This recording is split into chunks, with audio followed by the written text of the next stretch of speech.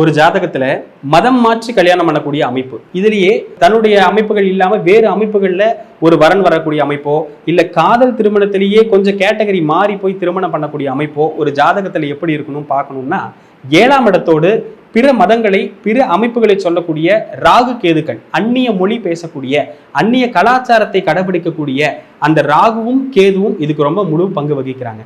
7ஆம் இடத்து அதிபதி இவர்களோடு கேது ராகு சம்பந்தப்பட்டிருந்தா, ஈவன் மத மாற்றத்திற்கும் ஒரு நபர் மதத்தை மாத்திக்கிறாரு அப்படின்னா அதற்கு கூட ராகு கேது குரு இந்த 3 கிரகங்களும் ரொம்ப இம்பார்ட்டன்டா அங்கம் வகிக்கிறது அப்படிங்கிறத இதுல தெரிஞ்சுக்கணும்.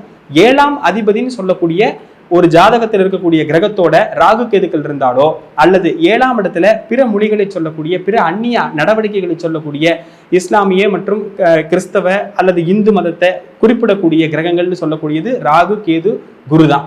இந்த அமைப்புகள் 7ஆம் இடத்தோடு சம்பந்தப்பட்ட தசையே நடக்குமே ஆனால் கண்டிப்பாக அவங்க அந்த மதம் மாறி திருமணம் பண்ணக்கூடிய அமைப்புகள் உறுதியாக ஏற்படுவதற்கு வாய்ப்புகள் அதிகம்.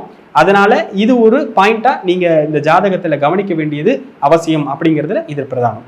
நன்றி.